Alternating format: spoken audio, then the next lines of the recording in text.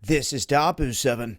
I want to share with you here the flight path per flight awareness here, showing exactly what happened on Kobe Bryant's final flight in the helicopter. Now, there was a situation midway, and you'll see they left from near Santa Ana. And when I put this into motion, you're going to see that around Burbank, he starts to circle many, many times. What they also show that you're not going to be able to see in the frame while I'm running it is the track down here. And when it goes into motion, it shows how fast they were going, and it shows where they were at.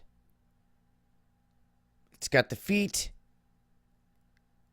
that it's climbing off this backside, and then the speed. Now, they slowed down dramatically back in this one spot because they were asking for visual clearance, or it's a special kind of visual status that the chopper needs to proceed.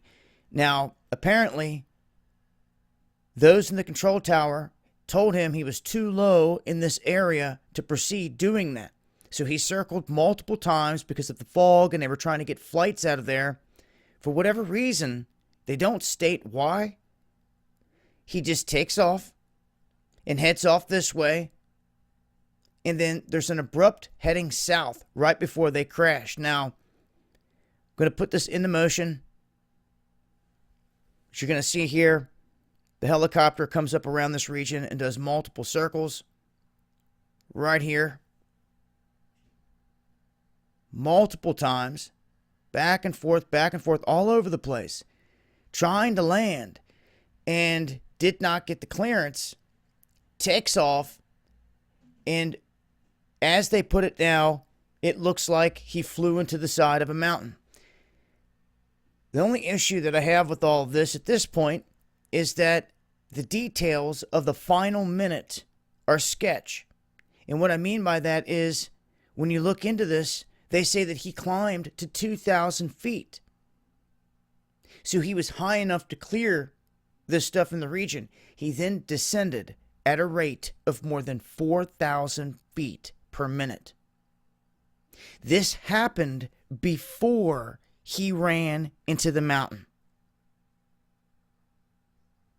Something happened to cause this man to all of a sudden drop out of the sky at a rate of 4,000 feet per minute. And that right there is the banger that stands out to me in this whole thing. Something caused that, and then in turn, he hit the mountain. And they're trying to say pilot error. Now, maybe he did nosedive it down, but they say that this was a twin engine.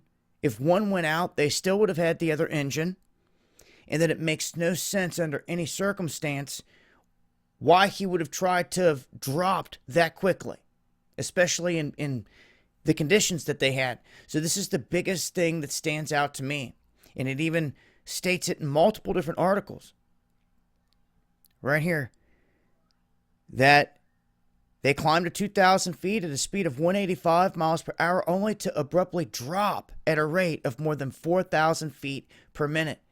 What caused this? No one is wanting to speak on it at all. And I think it's critical. It's huge. It is ultimately what caused the aircraft to come down. Something did. Whether it was this man or not, I think that it needs looked into further. And this is just the latest here, and I wanted to share this so people had an idea of the track, the path, the timing, what the pilot attempted to do, and what we know thus far. So I'll leave links, and I'll continue to update on this as I get more information. You might want to bookmark this site for future reference. Make sure to follow me on Twitter, as well as DLive, where I'm holding a lot of live streams where the gloves come off, and we break stories like this down to the fullest without any censorship whatsoever. So, hope to see you guys over here. Links below. Much love.